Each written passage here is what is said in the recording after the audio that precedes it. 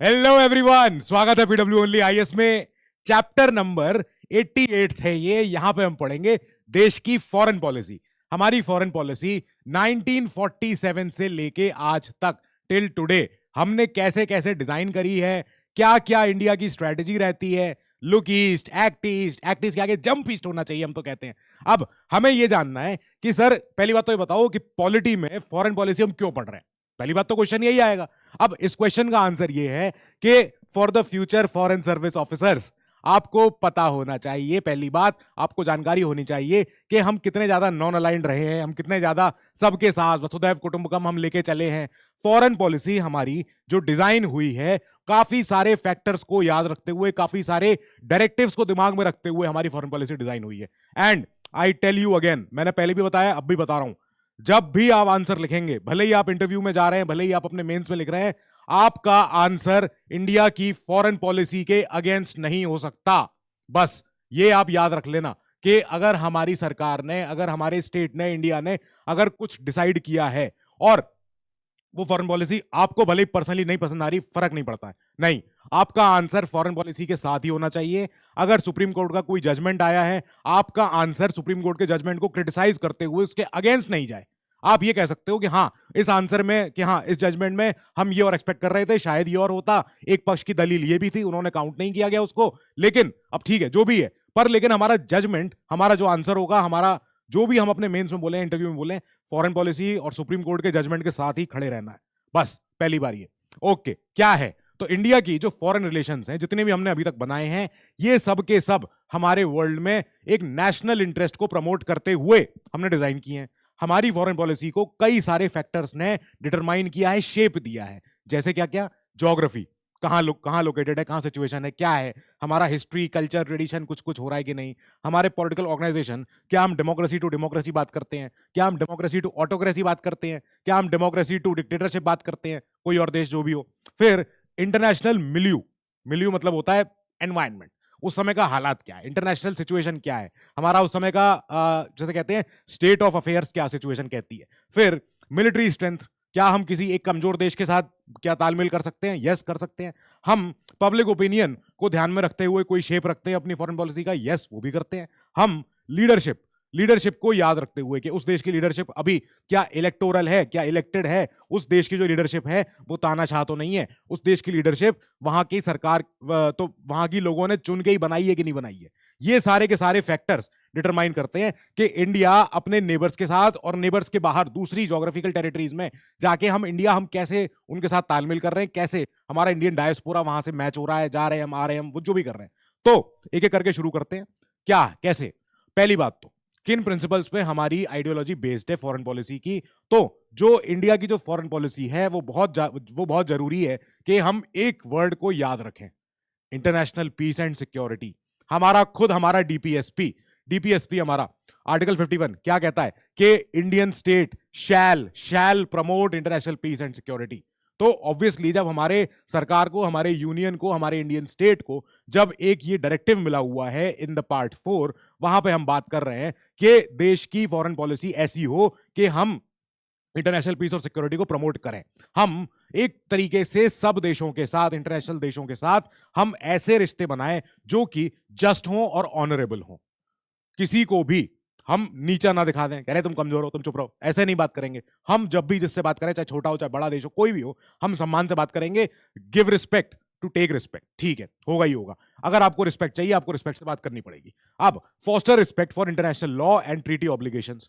India कई सारी treaties का पार्ट है विश्व में, कई सारे ऐसे जो ओपन सीज की के लिए जो क्लॉजेस हैं, हम उसका पार्ट हैं। हम इसके कन्वेंशंस के पार्ट हैं कि जेनीवा के कन्वेंशन का उल्लंघन नहीं हो। हम कई सारे वियना कन्वेंशंस का पार्ट होते हैं कि नहीं साहब बिल्कुल मानेंगे, बिल्कुल करेंगे। हम ग्लासगो, पेरिस ट्रीटी, कुछ ना कुछ हमने सारी ट्रीटी हमने बोली हुई, मानी हुई है, हम करते हैं उसको। Encouraging settlement of international dispute by arbitration. Arbitration होता है कि आप बैठ के कुल मिला के सारे डिस्प्यूट्स को आप डिबेट करके, डिस्कस करके हम सुलझाएं। जितने भी, अगर कोई भी मैटर हो रहा है आपस में, कोई भी लड़ाई झगड़े का मैटर है, तो लड़ाई झगड़ा ही ना हो, बस बाकी सारी चीजें हो जाएं। डिस्कस करो, बैठो। ऐसा कोई डिस्कशन, ऐसा कोई प्रॉब्लम नहीं हो सकती है जो एक कमरे में बैठ के दो लोग मिलकर सुलझा ना सकें। कभी भी आपको लड़ाई झगड़ा करना नहीं है, कभी भी आपको ये बात नहीं करनी कि अरे हम तो ये कर देंगे, वो कर देंगे, नहीं। आराम से बैठो, आप ये देखो कि सामने वाली पार्टी को क्या चाहिए, अगर उस पार्टी को जो चाहिए वो आपके पास है या आपके पास नहीं भी है तो कहीं से अरेंज कराओ, उसको दो ताकि आपको पीस मिल सके। सही बात है। अब besides peace is necessary to promote the economic development of nations. हमेशा याद रखना कि जितनी भी हम बातें कर रहे हैं वो इसलिए होती है ताकि पीस हो सके, ताकि इकोनॉमिक डेवलपमेंट हो सके। हमारा जितना भी आर्थिक, हमारा जितनी वित्तीय, हमारा विकास अगर हमें करना है उसके लिए जरूरी है कि पहली बात तो हो स्टेबिलिटी। ठीक है, कोई भी सुपर पावर गफलत के साथ आगे नहीं बढ़ सकती। किसी को भी सुपर पावर बनना है तो पहली बात जरूरी है कि उस सुपर पावर के अराउंड पीस हो। यूएस है, अमेरिका है। अब अमेरिका का आप हाल देखो, अमेरिका एक ऐसे ऐसे कॉन्टिनेंट पे है जिसके दोनों तरफ पानी है, ठीक है, अटलांटिक ओशन, पैसिफिक ओशन। अब यूएस के जो दोनों नेबर्स हैं ऊपर नीचे, मेक्सिको, कनाडा, तो मेक्सिको को तो उन्होंने शांत करा कि तुम चुप ही रहना। कनाडा को बिल्कुल अपना बड़ा भाई बना लिया, छोटा भाई बना लिया कि तुम साथी हो हमारे, तुम और हम बराबर हैं, बस। अब ये देखो आप, अगर आपके पीस, अगर आपके नेबर्स आपके खुश हैं, अगर आपके नेबर्स आपसे अलाइंड है, नेबर्स आपसे सब आपसे अच्छे से बात करते हैं, इगैलिटेरियन सोसाइटी है, then you can vouch for your prowess, your power, कि अब हम डेवलप हो रहे हैं, हमने अब रास्ता ढूंढ लिया है। कैसे करेंगे हम ऐसे करेंगे, हम पहले आसपास हमारे सब तरफ शांति हो जाए, अब हम बढ़ेंगे, अब हम गन्स भी बेचेंगे और बैंडेड भी बेचेंगे। लो, दोनों चीजें हो रही हैं। तो यूएस ने यही किया। हमारी प्रिंसिपल एक और है, कई सारे प्रिंसिपल पढ़ने इसमें आगे, एंटी कोलोनियलिज्म। हमने हमेशा आजाद होते से ही हमने एक इंडिपेंडेंट इंडिया ने ये बात बोली कि हम इंपीरियलिज्म को और कोलोनियलिज्म को हम नकारते हैं, हम बहिष्कार करते हैं, हम ओपोज करते हैं फुल्ली कोलोनिज्म का और इंपीरियलिज्म का। क्या हुआ सर, इससे क्या हो रहा है? हम भी तो एक टाइम पे भाई, हम भी तो कॉलोनी थे, इसीलिए हमने सोचा कि हम कॉलोनिज्म का विरोध करेंगे। क्यों? क्योंकि इंडिया ने एक चीज में विश्वास रखा है कि जो कोलोनियलिज्म होता है, मतलब इंपीरियलिज्म, कि कहीं और दूसरा देश जाके किसी और छोटे देश को परेशान कर ले। ये देखो, ये बैठे हैं एक चाचा, तो अब ये चाचा के कितने सारे हाथ हैं, इतने सारे आइलैंड पे हाथ हैं इनके, यहाँ पे यहाँ पे यहाँ पे यहाँ पे यहाँ पे, एकदम ऑक्टोपस बन गए ये। तो अब क्या कर रहे हैं कि इन्होंने क्या किया है, इन्होंने छोटे छोटे और देशों को कब्जाया हुआ है, इनके जाके इनके रिसोर्सेज पे कब्जा कर रखा है। अब इनकी जो चीजें हैं वो इन्होंने हड़प ली। तो हम इस चीज को नकारते हैं, हम कहते हैं कि जब कॉलोनिज्म होता है, इंपीरियलिज्म होता है, तब क्या होता है, एक्सप्लॉइटेशन होता है of the weaker nation by a strong nation, by an imperialistic power, and ये प्रमोशन का हिंडर कर देती है ऑफ इंटरनेशनल पीस। अच्छा सर, ये तो अच्छा लग रहा है सुनने में, ये तो बात सही है। अब इंडिया एडवोकेट करता है हमेशा से कि जितना भी कॉलोनिज्म हुआ है, जितना भी आपने ये जो भी संप्रदायवाद होता है, जो भी ये होता है, साम्राज्यवाद होता है, हम इसको नकारेंगे, हम इसको लिक्विडेट करेंगे। मतलब हम लिक्विडेट करना होता है धीमे धीमे करके खत्म करो इसको। अब कोई कॉलोनिज्म, कोई किसी और पे कॉलोनिज्म पावर कोई नहीं दिखाएगा। हमने अफ्रो एशियन कंट्रीज, कितनी सारी अफ्रो एशियन कंट्रीज थी, इंडोनेशिया, मलेया का नाम चेंज हो गया, क्या नया नाम है अब, ट्यूनीशिया, अल्जीरिया, घाना, नामीबिया, इन सारे देशों ने अपनी अपनी लड़ाई लड़ी। इंडिया ने सपोर्ट किया है इनके लिबरेशन मूवमेंट्स को। हमने बोला yes, we are with you. पर हमने जो लड़ाई जीती है, हमने बहुत ही ज्यादा संजीदा तरीके से, हमने लड़ाई झगड़े भी किए, हमने बम धमाके भी किए, हमने आंदोलन भी किए, पर हमने एक मिसाल दी विश्व को जो है नॉन वायलेंट, कि हम आपसे कॉन्स्टिट्यूशनल तरीके से पावर का ट्रांसफर लेंगे, हम आपसे लड़ाई झगड़ा करके, हम आपसे बंदूक उठा के हम नहीं आजाद होंगे। हम जो लेंगे वो कॉन्स्टिट्यूशनल होगा, सैद्धांतिक होगा, वो विधिगत होगा, वो कानूनी रूप से सशक्त होगा। अब इंडिया एक्सप्रेस करता है सॉलिडारिटी। ये क्या सॉलिडारिटी क्या होती है? कि हम आपके साथ खड़े हैं। Solidarity with the people of Afro Asian Nations, जिनका एक्सप्लॉयटेशन हुआ था by the colonial and imperial forces. कौन सी कॉलोनियल इंपीरियल फोर्सेस? जैसी Britain, France, Holland, Portugal, Holland माने नेदरलैंड अब से, तो पोर्टुगल एक समय बड़ी तगड़ी पावर था, बहुत तगड़ी पावर था। आपको याद है स्पेन और पोर्टुगल में एक ट्रीटी हुई थी? मैं आपको एक वर्ल्ड मैप बना के दिखाऊं, हल्का सा पतला सा, एक बहुत रफ मैप है ये, ठीक है? ये मान लेना, ये नॉर्थ अमेरिका है, ये साउथ अमेरिका है, ये अफ्रीका है, लो, और ये इधर यूरोप है, और ये इधर हमारा एशिया है। ठीक है, चलो मान लिया ऐसे, चलो ऑस्ट्रेलिया न्यूजीलैंड रह गए, ऑस्ट्रेलिया न्यूजीलैंड। अब क्या हुआ कि जो यूरोप में इधर पोर्टुगल और स्पेन थे दोनों, ये याद है, अफ्रीका के जस्ट ऊपर बैठे हुए हैं स्पेन और पोर्टुगल। तो पोर्टुगल और स्पेन ने एक ट्रीटी करी थी, बड़ी स्पेशल ट्रीटी थी वो। इन्होंने क्या किया था, इन्होंने वर्ल्ड को डिवाइड कर दिया था। इन्होंने कहा था जो देखो, जहां तक जमीन दिख रही है, जहां तक पानी दिख रहा है, उधर का तुम्हारा, इधर का हमारा। अब स्पेन ने बोला कि एक लाइन खींच रहे हैं हम यहां से, और इधर का हिस्सा जितना होगा ये सब का सब स्पेन का होगा, और इस लाइन से इधर का हिस्सा जितना होगा वो सारा पोर्टुगल का होगा। क्या बढ़िया इन्होंने डिवीजन किया है। ये दो छोटे से ऐसे ऐसे नेवी कंट्रीज हुआ करते थे एक समय पे, बड़े भारी इनकी इंपीरियलिस्टिक ताकत थी, आज कुछ नहीं बचे। अब इन्होंने डिवाइड किया, सोचो ये एक जरा से चुनने मुन्ने से देश, और ये डिसाइड कर रहे हैं कि कौन किसका है। कितनी बड़ी बात है ये कि आप कौन हो यार, क्या मतलब है आपसे। और इन्होंने स्पेन और पोर्टुगल ने, हमने देखा कि ये लोग इंडिया भी आए थे पोर्टुगीज, तो पोर्टुगीज जब इंडिया में आए थे, अल्बुकर्की आया था, फिर हमने देखा था कि इन्होंने कितना ज्यादा इन्होंने बहुत ही ज्यादा क्रूरता के साथ गोवा पे कब्जा किया, हमारा बिल्कुल जिसे कहते हैं एक लेक बना दिया पोर्टुगीज का पूरा, या इस पानी पे पूरा पोर्टुगीज का राज है, सब कुछ है, अरब को झुकवा दिया, ये करा दिया वो करा दिया। ये गलत है, ये सही नहीं हुआ है। इसको हमने कहा कि ये नहीं चल पाएगा। हम इंडिया अपोज करते आएंगे प्रेजेंट डे, हमारा आज भी जो नियो कॉलोनिज्म होता है एंड हमारा नियो इंपीरियलिज्म होता है। सर ये क्या हुआ, नया कौन सा कॉलोनिज्म हो रहा है? नया कॉलोनिज्म हो रहा है, आपको पता भी है, ऐसा नहीं है कि आपको नहीं पता है। आप मेरे स्टूडेंट हो, आपको पता होना चाहिए कि जो नियो कॉलोनिज्म क्या है। नियो कॉलोनिज्म होता है कि आज के समय में कंट्रीज किस तरीके से दूसरी कंट्रीज को अपना अपना गुलाम बना रहे हैं, अपना अपना लेनदार बना दे रहे हैं। याद है आज पैसे की ताकत चल रही है, चाइना इतने ज्यादा हर तरफ पोर्ट्स बना लेता है, जमीन पे पहले वो लोन देते हैं, फिर वो लोन नहीं चुका पाते तो वो जमीन हड़प लेते हैं। श्रीलंका का हम्मन टोटा, पाकिस्तान तो पाकिस्तानी है, क्या करें उनका। फिर इसके अलावा अफ्रीका में कई सारे ऐसे देश हैं ईस्टर्न अफ्रीका में जहां पे चाइना अपना इन्वेस्टमेंट करता है। तो हम हर तरफ देख रहे हैं कि अब जो नई पावर्स हैं वो नए तरीके से नियो कॉलोनिज्म कर रहे हैं। पुराना तरीका गया, वो बिल्कुल बंदूक वाला तरीका नहीं करेंगे कि जाके कब्जा ही कर लिया, जाके मार सबको मारे पीटे और जाके अपनी अपनी हड़प ली जमीन। अब नया तरीका है, स्मार्ट तरीका है, बायो वेपन्स। अब नया तरीका है कि साइबर अटैक्स। अब नया तरीका है कि पैसा देके अगले को अपना अपने अपने साथ रखो, तुम चुप रहना, तो अब तुम पैसा नहीं दे पाए थे, तुम तुम्हारी जमीन हमारी, हम जो करेंगे तुम्हारे यहाँ, तुम्हें अलाउ होना चाहिए। ठीक है, तो इंडिया इसका भी अपोज करता आया है। इंडिया ने कहा नहीं सॉरी गलत है, हम किसी और छोटे आइलैंड को, किसी और छोटे देश को हम क्यों घुटने पे लाएं, वो अपने सॉवरेन हैं, वो अपने सशक्त हैं, अपने आप से अपने सब कुछ कर सकते हैं वो। ठीक है, इंडिया ने साथ ही बोला हम रेशलिज्म को भी नकारते हैं। रेशलिज्म क्या होता है सर? नस्लवाद। नस्लवाद, जब हम किसी की रेस के ऊपर, के वो ब्लैक हो, वो अफ्रीकन हो, वो ब्राउन हो, ये अब इस तरीके से अगर किसी शख्स के साथ डिस्क्रिमिनेशन हो तो ये उनके आर्टिकल 14 का उल्लंघन है। सही बात है, जो उनके अभी जो भी आर्टिकल 14 हो, हमारे आर्टिकल 14 है वो। ठीक है, तो हम कहते हैं कि racialism in all its forms नकारा जाएगा, नहीं मानेंगे, and it is an important aspect of Indian foreign policy. साफ बात है, हम रेशलिज्म को कहते हैं कि it leads to the exploitation of blacks by whites, पहली बात। दूसरी बात, सोशल इनइक्वालिटी आती है इससे। तीसरी बात, it hinders the promotion of world peace.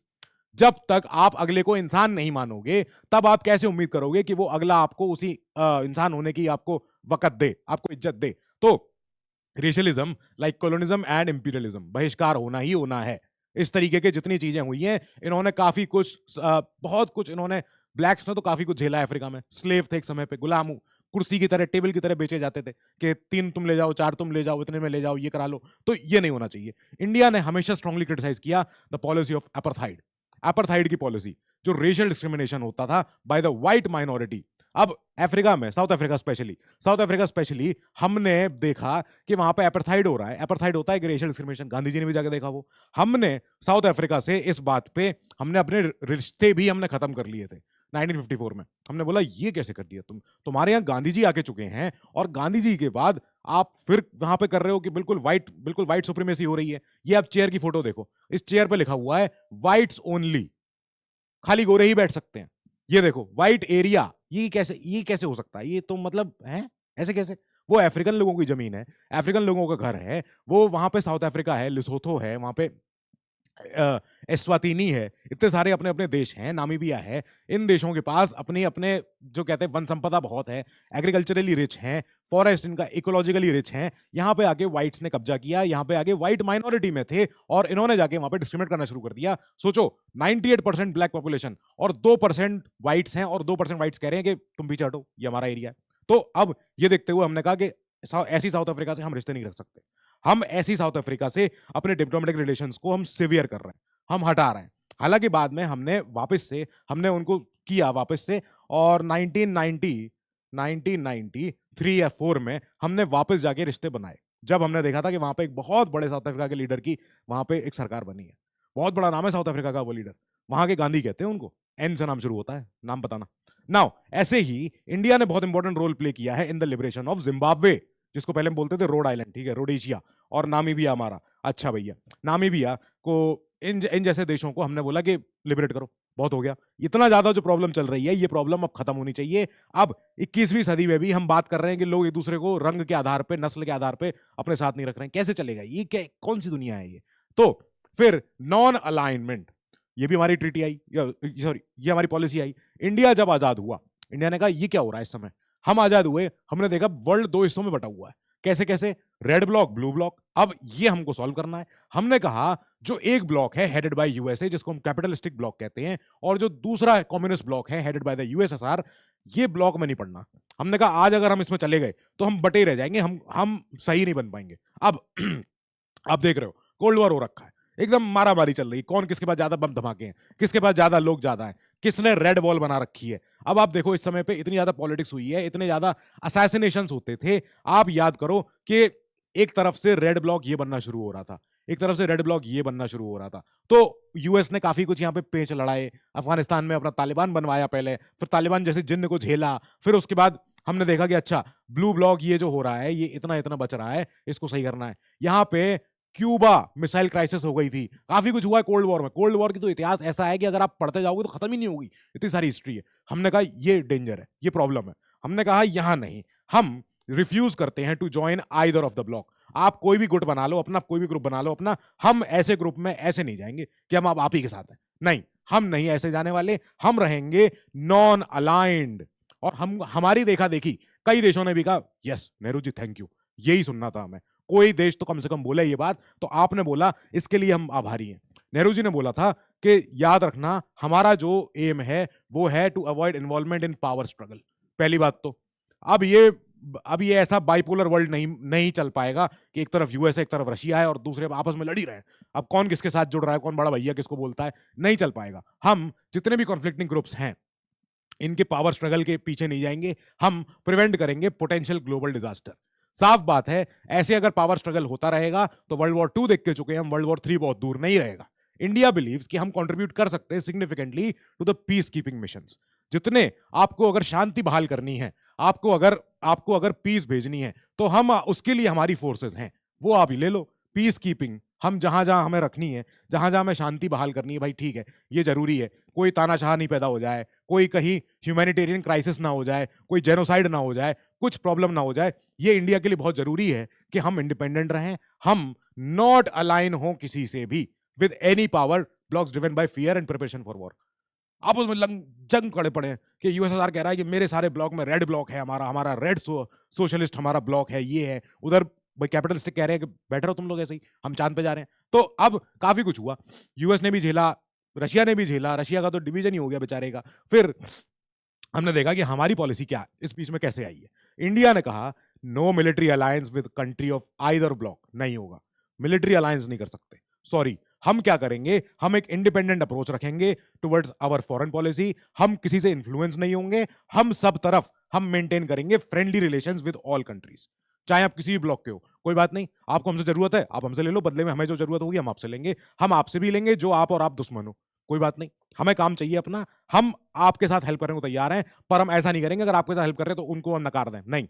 अगर हमारा उनसे तालमेल है, वो इंडिपेंडेंट है, आपकी लड़ाई अपने आपस में रखना, हमारी लड़ाई नहीं है उनसे। हम रहे हैं नॉन अलाइंड, हम ऐसे ही रहने वाले हैं। याद आ गया?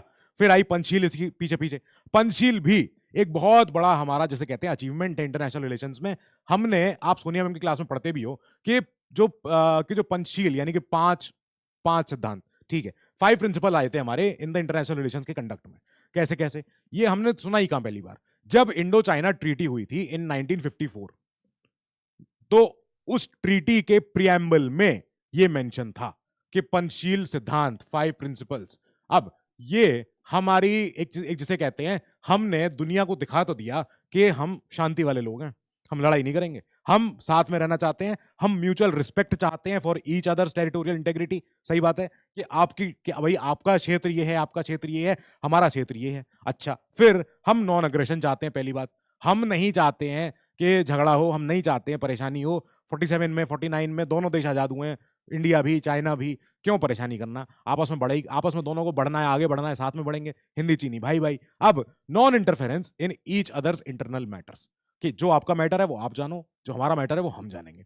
यहां पे इक्वालिटी एंड म्यूचुअल बेनिफिट्स के साथ हम आगे बढ़ेंगे, आप भी बराबर हम भी बराबर, हम एक है आप एक हो, ऐसे ही रहेंगे। फिर पीसफुल कोएग्जिस्टेंस, कोई दिक्कत नहीं होनी चाहिए, सब साथ में रहे, शांति में रहे, खुश रहे, यही तो चाहिए हमें। पंचशील के प्रिंसिपल्स ये रहे, ठीक है, ये हुआ था। अब पंचशील के बाद भी हमारे साथ 62 की वॉर होती है, चाइना ने इस सिद्धांत को तोड़ दिया, ये बहुत नागवार बात है। अब हमने देखा कि पंचशील गेंड करता है पॉपुलैरिटी, और कई सारे countries like Burma, Yugoslavia, Indonesia and others, सारी कंट्रीज ने कहा ये नेहरू इज द मैन, ये सही है, इन्होंने बात सही करी है, इन्होंने कहा कि हाँ ये ऐसे चलेगा। आपको पता है युगोस्लाविया एक बहुत बड़ा ग्रुप था बहुत सारी कंट्रीज का। वो युगोस्लाविया कहाँ पे था, युगोस्लाविया का एक बहुत फेमस लीडर है टी नाम से। युगोस्लाविया का ब्रेकडाउन भी हो जाता है, जैसे यूएसएसआर का ब्रेकडाउन हुआ, युगोस्लाविया से सारे देश निकल गए अपने आपस में, जितने भी बाल्कन स्टेट्स होते हैं। तो मुझे बताना वो जो लीडर, जो बहुत बड़े लीडर थे वहां के, ठीक है। पंचशील एंड नॉन अलाइन दोनों movement, they are significant contributions of India to the theory कैसीवाली and practice of international relations. के हमारी कोई भी हमारा फॉरेन पॉलिसी का आंसर होगा, we have to answer them in the context of कि पंचशील, साफ बात है, और पंचशील के साथ ही हमारा नाम, non aligned movement, very very important. ये दोनों थ्योरीज हमारी ऐसी हैं कि भाई ये जरूरी, ये आंसर में जाएगी जाएगी। नाउ एफ्रो एशियन बायस, क्योंकि हम एक थर्ड वर्ल्ड के, हम एक मेंबर तो थे ही थे। थर्ड वर्ल्ड क्या है पता है क्या, फर्स्ट वर्ल्ड सेकंड वर्ल्ड, मैंने आपको अभी बताया। जो ये दो ब्लॉक थे, ये आपको दो ब्लॉक दिख रहे हैं लाल नीले। अब आप ऐसे देखो कि एक तरफ तो जो ब्लू कंट्रीज हैं, जो कैपिटलिस्टिक कंट्रीज हैं, जो यूएस लेड कंट्रीज हैं, ये सारी कंट्रीज तो आपको दिख रही हैं कि डेवलप्ड कंट्रीज है, वेस्टर्न डेमोक्रेसी एकदम बढ़िया, जैसे कहते हैं आहा यहाँ पे सब कैपिटलिस्टिक है, यहाँ पे सब अच्छा है, सब लोग खुश हैं, अच्छे लोग दिख रहे हैं। फर्स्ट वर्ल्ड, ठीक है, इसको बोल दिया गया। सेकंड वर्ल्ड बोला गया यूएसएसआर एंड रिलेटेड कंट्रीज, ये सारे चाइना, ये इंडिया ने कहा जब हम किसी के साथ नहीं हैं तब हम क्या करें। हमने कहा रुको, हमारे पास इसका आंसर है।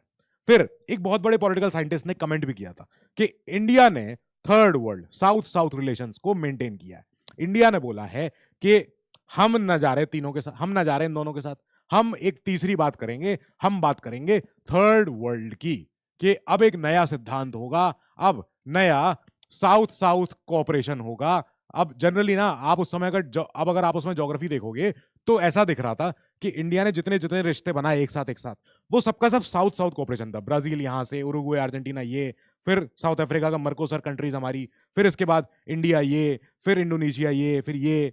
तो हमने ऐसे ऐसे करके बात करनी शुरू करी, तो ऐसा लग रहा था ज्योग्राफिकली देखने पे कि साउथ साउथ वाले एक साथ जा रहे हैं, ये एक थर्ड वर्ल्ड जैसा बनाना चाह रहे हैं अपना। तो अब ये भाई ये तो पॉलिटिकल साइंटिस्ट का और पॉलिटिकल लीडर्स का अपना एक, जैसे कहते हैं, कमेंट्री थी कि उन्होंने कहा कि अच्छा ठीक है भैया, आप लोग थर्ड वर्ल्ड के मेंबर हो गए हो, आप लोग एफ्रो एशियन बायस बनाते हो अपना अपना, आप लोग साउथ साउथ बायस बना रहे हो, साउथ साउथ कोऑपरेशन बना रहे हो अपना। नाउ हम भले ही सारी देशों से हम बहुत सब प्यार करते हैं, सबको फ्रेंडली रिलेशन सब कुछ है, पर हमारा एक स्पेशल बायस है towards the Afro Asian Nations. पहली बात क्यों, क्योंकि इन्होंने भुगता है कॉलोनिज्म का दंश, इन्होंने झेला है एफ्रो एशियन जो जितने देश हैं हमारे, मलेशिया हो, इंडोनेशिया हो, कीनिया हो, रवांडा हो, युगांडा हो, इन सारे देशों ने बहुत लड़ाइयां लड़ी हैं, इन सारे देशों ने बहुत बहुत झेला है। अब हम प्रमोट करते हैं यूनिटी हो इन सब में आपस में, हम सिक्योर करना चाहते हैं voice and influence in international bodies in सारे देशों की जिनकी कोई सुन नहीं रहा है। तो इंडिया बोलता है कि हम इंटरनेशनल असिस्टेंस देंगे in the economic development of these Nations. बिल्कुल देंगे, क्यों नहीं देंगे। 47 में इंडिया ने पहली बार आजाद होते से ही हमने होस्ट किया the Asian relations conference new Delhi में। ये उस समय का यूपीएससी का सिलेबस रहा होगा, सोचो उस समय जो बच्चे एग्जाम दे रहे थे यूपीएससी का, बच्चे तो क्या, अब तो वो बहुत बड़े बड़े ऑफिसर्स होकर रिटायर हुए होंगे। तो 49 में इंडिया ने कन्वीन भी किया 2 साल बाद एशियन कंट्रीज को to address the issue of Indonesian freedom. उन्होंने कहा इंडोनेशिया क्यों नहीं आजाद हो पा रहा, चाइना आजाद हो गया, हम आजाद हो गए, इधर से ये आजाद हो गए, सेलोन वेलोन श्रीलंका विलंका आजाद होने वाले हैं। इंडोनेशिया बहुत बड़ा देश है, यहाँ तो बहुत ज्यादा आइलैंड्स हैं, 1200 से ज्यादा आइलैंड्स इंडोनेशिया में, कब तक ये आजाद नहीं होंगे भाई, इन्हें इन्हें करवाओ जल्दी। फिर 55 में इंडोनेशिया के बैंडुंग में एक कॉन्फ्रेंस हुई थी, एफ्रो एशियन कॉन्फ्रेंस। इंडिया बोला हम तो यही तो हमारा काम है, ये तो हम आएंगे ही आएंगे। फिर इंडिया ने काफी कुछ सिग्निफिकेंट रोल निभाया in the forming of the group of 77 my bad, group of 15। फिर इंडियन ओशन रिम एसोसिएशन, जो इंडियन ओशन के आसपास जितने सारे देश हैं, आप लोग बैठो, साथ में आएंगे, बात करेंगे। बिम्स्टेक, सार्क, इन सब में हमको तभी इन सब ये सब करने के बाद इंडिया को टाइटल मिला है अर्न्ड, वी अर्न्ड। तो हमने क्या अर्न किया? हमने अर्न किया है एक निकनेम जो काफी सारे उस समय के साउथ एशियन देश कहते थे कि हमारे बड़े भैया, ये हैं बड़े भैया, ये बड़े भैया है। और इंडिया जो है एक शांति वाला देश है, इंडिया प्यार करना चाहता है सबसे, इंडिया सबसे मिल बांट के रहना चाहता है। तुम खुश रहो, तुम छोटे भी हो, अपना मेहनत करते रहो, लगे रहो, लगे रहो, सब विकास कर लेंगे, कोई कोई दिक्कत नहीं होगी। तो इंडिया को तमगा हासिल हुआ, बड़ी बात है ये, बहुत चीज। अब कॉमनवेल्थ, कॉमनवेल्थ में हमने कहा हाँ ये तो बात सही है यार, कॉमनवेल्थ में रहना चाहिए। ये क्या है सर कॉमनवेल्थ? कॉमनवेल्थ है, देखो ये जो आपको देश दिख रहे हैं, ये देश सारे के सारे blue blue blue blue blue blue blue blue blue, तो ये सारे के सारे जितने देश हैं, ये सबके सब एक समय पे एक बहुत बड़े क्राउन के गुलाम थे। ठीक है, चलो गुलाम तो थे ही थे, यूके के, दिख गया? अब ये यूके के गुलाम थे, यूके की कॉलोनीज थे। अब इंडिया आजाद हो गया, इंडिया ने कहा लेकिन क्योंकि जो इनके यूके के जो क्राउन का जो टाइटल होता है, हिज मैजेस्टी द किंग, तो किंग का टाइटल क्या होता है? किंग का वहां पे पता है पूरा नाम कैसे होता है? मैंने सब बताया भी था आपको पहले कभी। By the grace of God of the United Kingdom of Great Britain and Ireland and Northern Ireland and of his other realms and overseas territories, king, head of the Commonwealth, defender of the faith, protector of the realm, जो भी ऐसी बातें। तो उसमें एक title है head of the Commonwealth. और India के आजाद होने से पहले उसमें नाम और भी था, एम्परर ऑफ इंडिया, ये भी होता था। एम्परर ऑफ इंडिया हमने काटा हो, तुम एम्परर नहीं रहे हमारे, जाओ यहां से, चलो अपने घर जाओ। तो अब क्या होता है, जब ये एम्परर ऑफ इंडिया नहीं रहे किंग जॉर्ज या क्वीन हमारी एलिजाबेथ, तो ठीक है भैया, अब हम आजाद हो गए। हमने कहा लेकिन ना कॉमनवेल्थ जो है ना, ये ग्रुप अच्छा है, ये ग्रुप का हमें साथ देना चाहिए। हम ऐसा नहीं होंगे, हम बोल देंगे कि ब्रिटिश से हमारी नफरत है, हम ब्रिटिश के कॉमनवेल्थ को हम कुछ नहीं मानेंगे, जाओ यहां से, निकल जाओ, कोई हमसे दोबारा बात मत करना कॉमनवेल्थ की। हमने कहा नहीं, ऐसे नहीं होगा। हम बोलेंगे इंडिया, हम एफर्म करते हैं हमारी continued full membership in the Commonwealth of Nations. ये सारे के सारे देश जो यूके की कॉमनवेल्थ हुआ करते थे शुरू में, जब इंडिया, जब यूके का पूरा साम्राज्य था, ब्रिटिश एम्पायर पर सूर्य अस्त नहीं हो रहा है, यहां से लेके वहां तक, वहां से लेके यहां तक, सारी जमीन टाइगर साहब की है। तो अब ऐसे में जब यूके का इतना बड़ा साम्राज्य रहा है, यूके इतना बड़ा चैंपियन रहा है, एकदम नेवल पावर रहा है पूरे विश्व पे, एकदम उनका जज्बा था, सब कुछ था, तब हमने कहा यार बड़ा आदमी था, ऐसी बात ऐसे नहीं करना चाहिए। अब आदमी बूढ़ा हो गया, कोई बात नहीं, ठीक है, हम इज्जत देंगे। हमने बोला कि हम ब्रिटिश क्राउन को रिकॉग्नाइज करते हैं as the head of Commonwealth. ठीक है, ये एक्स्ट्रा कॉन्स्टिट्यूशनल मेजर हमने लिया था, संविधान में नहीं लिखा है, हमारे कई देशों के संविधान में लिखा हुआ है। ऑस्ट्रेलिया, न्यूजीलैंड का पता है हेड ऑफ स्टेट है कौन? हेड ऑफ गवर्नमेंट नहीं, हेड ऑफ स्टेट। आज बताना जरा मुझे कौन है? ऑस्ट्रेलिया का हेड ऑफ स्टेट एक दूसरे देश का हेड है, चलो वो उनके ऊपर रखता है, पावर रखता है। इन्होंने सम्मान में दिया, ऑस्ट्रेलिया ने कहा कि हाँ ठीक है यार, आप बड़े लोग रहे हो, ठीक है, मान लिया, आप ज्यादा ज्यादा आपके पास जलवा था, आपका पूरा सब कुछ था। तो हमने जो डिक्लेरेशन दिया एक्स्ट्रा कॉन्स्टिट्यूशनल, हमारे संविधान में नहीं लिखा है, औरों के संविधान में लिखा हुआ है कि ना ना हम कॉमनवेल्थ के पार्ट है, कॉमनवेल्थ के पार्ट है। हमने कहा हम लिखेंगे नहीं संविधान में, रीजन बीइंग कि इंडिया की सॉवरेंटी पे इंपैक्ट ना आ जाए। हमने कहा हम आपके कॉमनवेल्थ के मेंबर हैं, यस, सम्मान से हैं, इज्जत से हैं, हम अपने मन से हैं, बाय आवर विल, हम आपकी वजह से नहीं है कि आप कह रहे हो कि आ जाओ आ जाओ तो आ रहे हैं, नहीं, हम अपने मन से आना चाह रहे हैं। हम अपने पास ये रखते हैं कि हमें जब जाना हो हम जा सकते कॉमनवेल्थ से। हम कॉमनवेल्थ में आना एक वॉलंटरी एसोसिएशन है हमारा ऑफ इंडिपेंडेंट नेशंस, हम अपने दमखम से आ रहे हैं, अपने दमखम से जाना होगा चले जाएंगे। अब जो इंडिया का रिपब्लिकन कैरेक्टर है, इसी वजह से वो अनचेंज रहा, अनअफेक्टेड रहा। हमने कहा आप हो, मान लिया हेड ऑफ कॉमनवेल्थ, ठीक है, पर हम एक रिपब्लिकन देश हैं, हमारे यहाँ का हेड ऑफ स्टेट एक कोई भी भारत का आम इंसान हो सकता है। तो यही होता है, यूके के जो हेड ऑफ स्टेट हैं वो आम इंसान तो है ही नहीं, आने वाले यूके के हेड ऑफ स्टेट जो भी होंगे वो भी आम इंसान नहीं होंगे। अब यहां पे इंडिया ने बोला कि ना तो हमारी फाइनल एलिजेंस आपके साथ है, ये याद रखना, हम आए हैं अपनी सॉवरेंटी को अपने साथ रखे हुए, हम ब्रिटिश क्राउन को अपनी एलिजेंस नहीं देते हैं कि योर मैजेस्टी हम आपके साथ हैं, ये है वो है, नहीं नहीं, ऐसा नहीं है, आपके सम्मान में हम आए हैं बस। ना ही हम क्राउन को ये दे रहे हैं कि आपके पास अभी भी कोई इंडिया के ऊपर फंक्शनल अथॉरिटी है, नहीं है, सॉरी, नहीं है। हम कॉमनवेल्थ के ग्रुप का हिस्सा हैं ताकि हम बैठ के डायलॉग बाजी कर सकें, हम बैठ के यहाँ पे अच्छे से डिस्कशन कर सकें। हमने जो अपनी मेंबरशिप सोची है वो बहुत ही आगे की जरूरतों को सोचते हुए सोची है। Pragmatic consideration. प्रैग्मेटिक मींस होता है कि प्रैग्मेटिक होता है जो आदमी आगे की सोच के चले, जो ये याद रखे कि it would be beneficial economically, politically, culturally, हर चीज में, सारी बातों में हमारे लिए इसमें कुछ फायदा ही होगा, तभी हम आ रहे हैं। हम पार्टिसिपेट करते हैं actively in the Commonwealth heads of government meeting.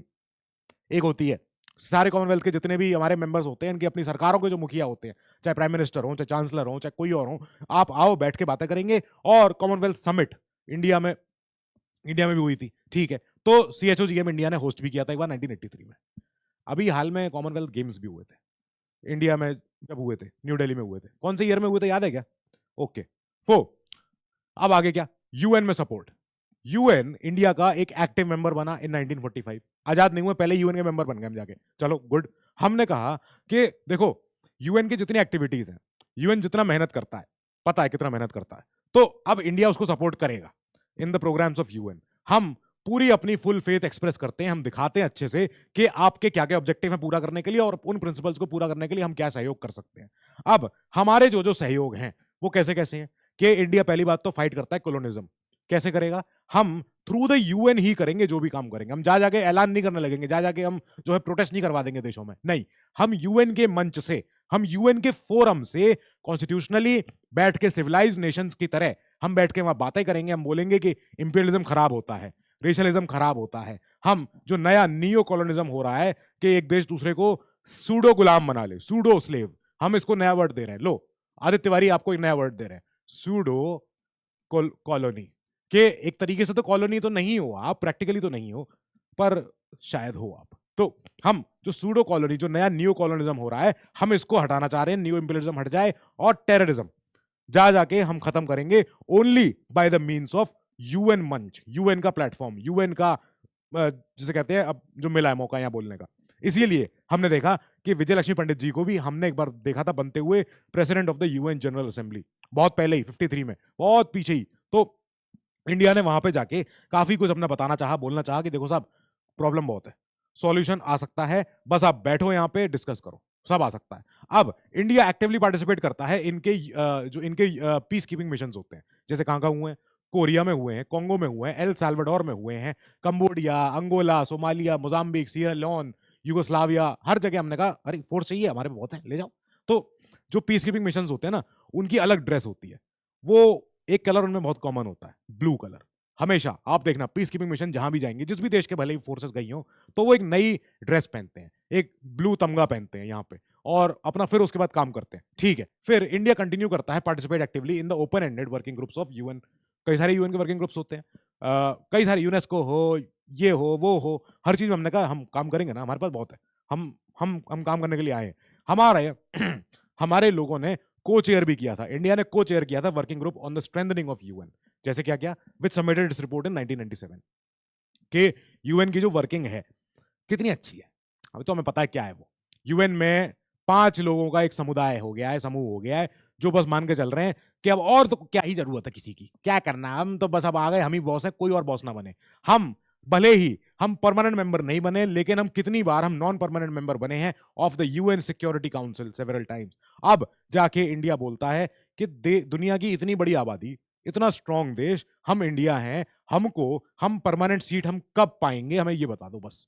और नहीं बता पा रहे हो तो ये बता दो कि हम नया अगर यूएन बना लेते तो दूसरा नया ग्रुप बना लेते तो। फिर डिसआर्मामेंट। डिसआर्मामेंट क्या होता है कि जो आपने जो बंदूकें तान रखी हैं, बंदूकों को हटाओ, डिसआर्म करो।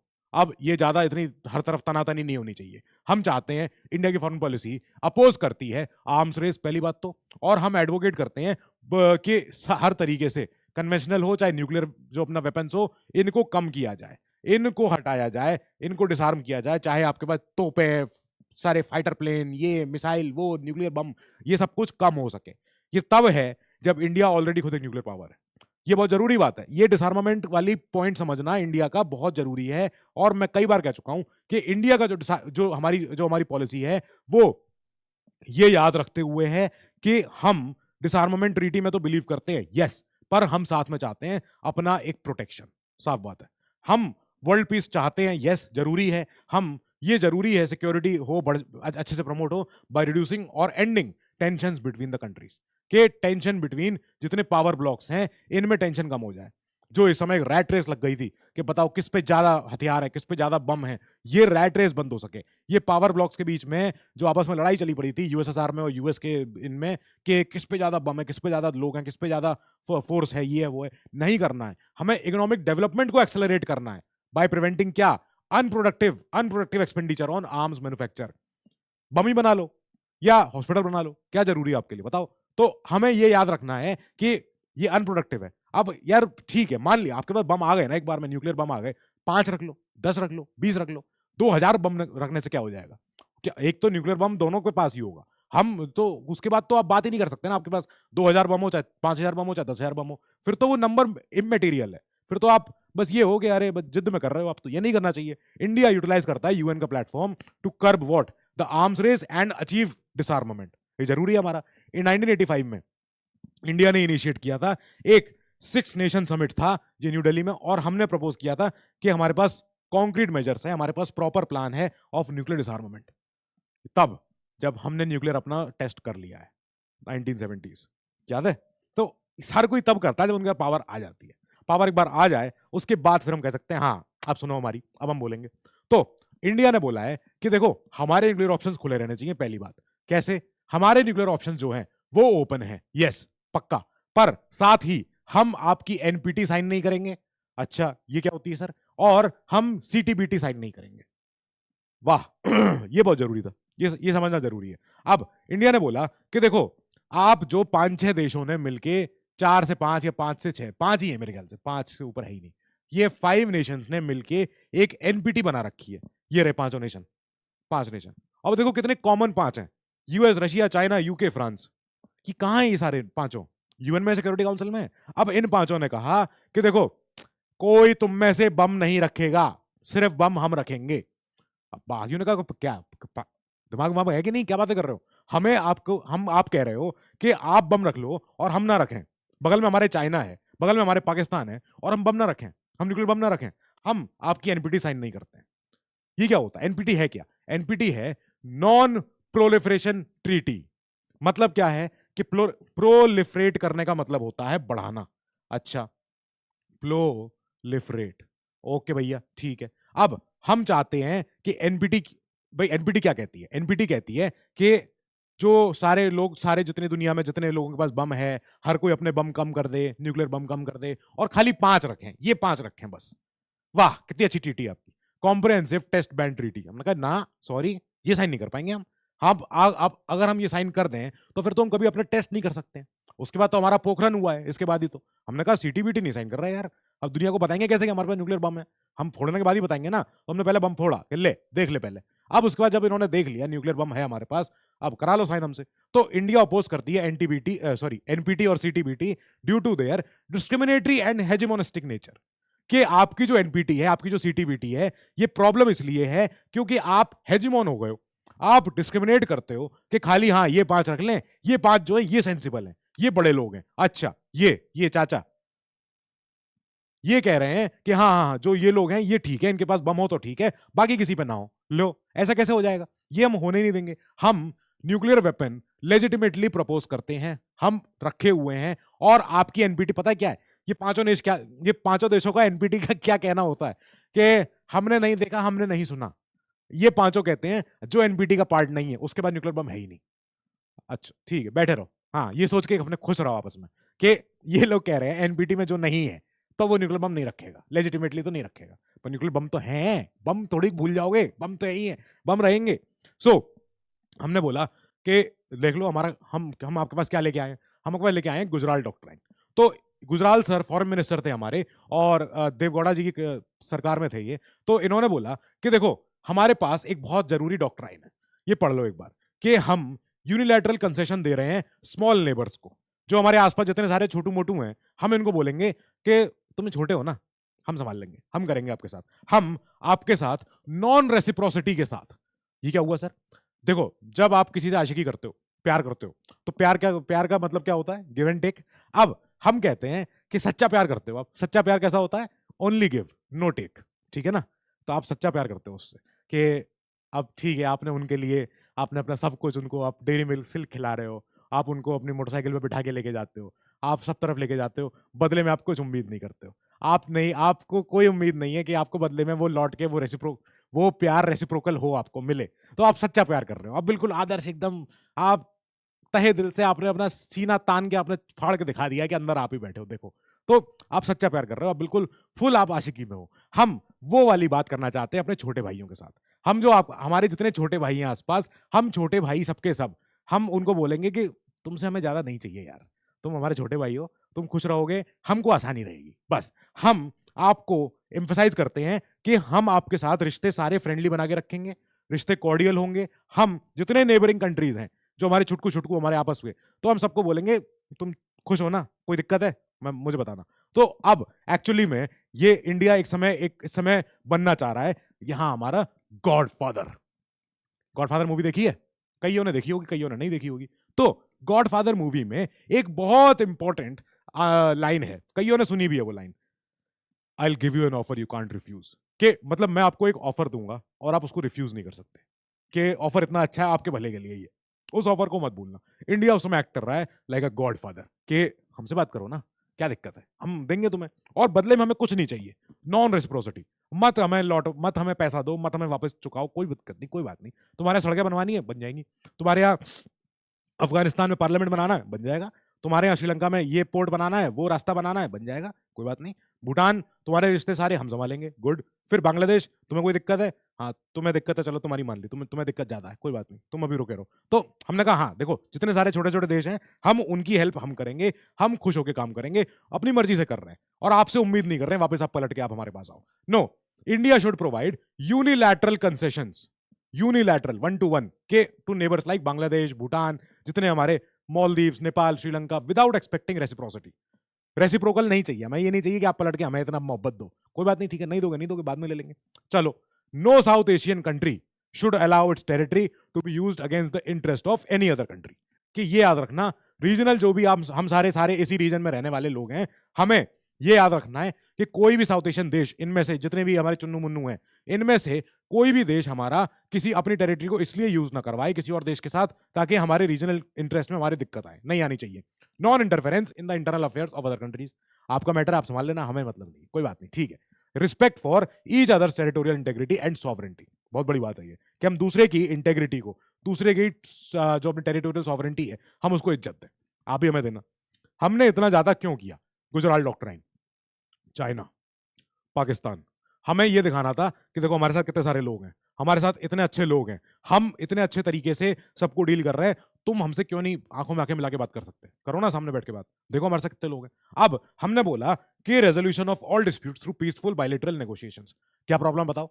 डिस्प्यूट आ रहा है, प्रॉब्लम आ रही है, वाटर डिस्प्यूट है, कोई अपना बाउंड्री बॉर्डर डिस्प्यूट है, आ जाओ बैठ के बात कर लेते हैं, अपना सॉल्व हो जाएगा। अब डॉक्ट्राइन का मकसद खाली ये था to maintain the total peace with all immediate neighbors to counter the influence of hostile neighbors in the north and west। देख रहे हो, यही है।